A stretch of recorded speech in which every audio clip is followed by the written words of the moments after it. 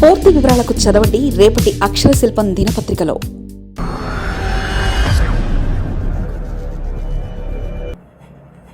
అమరావతిపై ఇంకా డోలాయమానమేనా? ఒక అడుగు ముందు 2 అడుగులు వెనక ఎందువల్ల? ఆంధ్ర రాష్ట్ర రాజధానిపై తర్జన భర్జనలే ఇంకా. ఇటీవల అమరావతి ఫైల్ను వెనక్కి పంపిన కేంద్రం 2026 ఫిబ్రవరిలో పార్లమెంట్లో బిల్లు. రాజకీయ పార్టీలు, ప్రభుత్వాలు, పార్టీ అధినేతలు వారి వారి విధానాల వల్ల, రకరకాల కారణాల వల్ల మొత్తం మీదేమో కానీ ఆంధ్ర రాష్ట్రానికి రాజధాని అనేది లేకుండా పోయింది.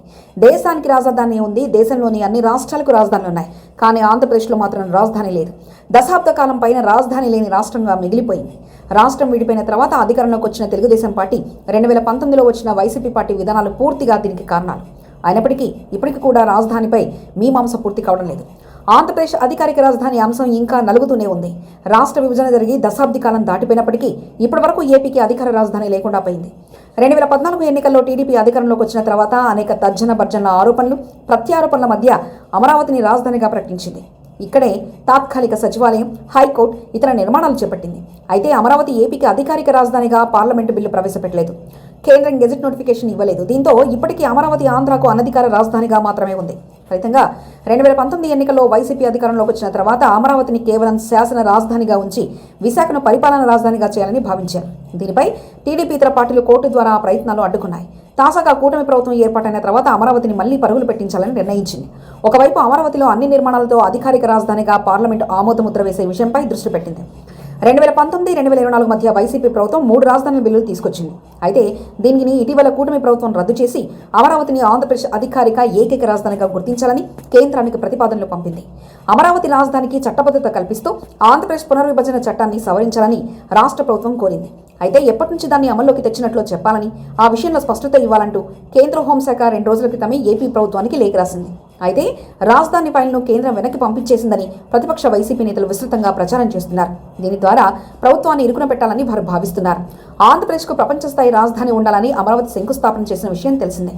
కూటమి ప్రభుత్వం ఏర్పాటయ్యాక అమరావతి పనుల్లో జోరు పెరిగింది. అనుమతులు, నిధులు కేటాయిస్తున్నారు. ఏపీ రాజధాని నిర్మాణానికి కేంద్ర సహాయం కూడా కోరుతున్నారు. అయితే అమరావతికి ఇంకా చట్టబద్ధత రాలేదు. ఆంధ్రప్రదేశ్కు అమరావతి రాజధాని అని ఏపీ పునర్వ్యవస్థీకరణ చట్టంలో లేదు. ఈ నేపథ్యంలో అమరావతికి చట్టబద్ధత కల్పించేందుకు కూటమి ప్రభుత్వం ప్రయత్నాలు ముమ్మరం చేసింది.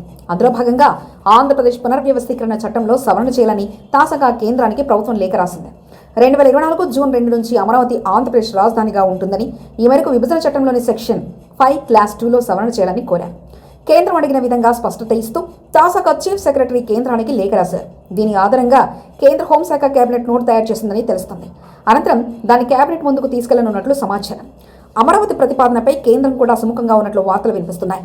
అమరావతికి చట్టబద్ధత కల్పించేందుకు ఏపీ పునర్విభజన చట్టం 2014లోని సెక్షన్ 5 క్లాస్ 2ను సవరించాల్సి ఉండగా దీనికి న్యాయశాఖ ఆమోదం లభించింది. ఈ ఏపీ పునర్విభజన చట్టం సవరణ బిల్లు కేంద్ర మంత్రివర్గ సమావేశంలో ఆమోదం పొందాలి. ఈ నెలాఖరులో జరగబోయే సమావేశంలో దీనికి ఆమోద ముద్ర వేసే అవకాశాలున్నట్లు తెలుస్తుంది. అనంతరం వచ్చే ఏడాది ఫిబ్రవరిలో జరిగే పార్లమెంట్ సమావేశాల్లో ఈ బిల్లును ప్రవేశపెట్టనున్నారు. అక్కడ బిల్లు పాస్ అయితే అమరావతిని ఆంధ్రప్రదేశ్ రాష్ట్ర రాజధానిగా అధికారికంగా ప్రకటిస్తూ కేంద్ర ప్రభుత్వం గెజెట్ నోటిఫికేషన్ విడుదల చేస్తుంది. తద్వారా ఆంధ్రప్రదేశ్ రాజధానిగా అమరావతికి చట్టబద్ధత లభిస్తుందని చంద్రబాబు ప్రభుత్వం గట్టి విశ్వాసంతో ఉంది. మరిన్ని కథనాల కోసం సబ్స్క్రైబ్ చేసుకోండి మీ అక్షర శిల్పం.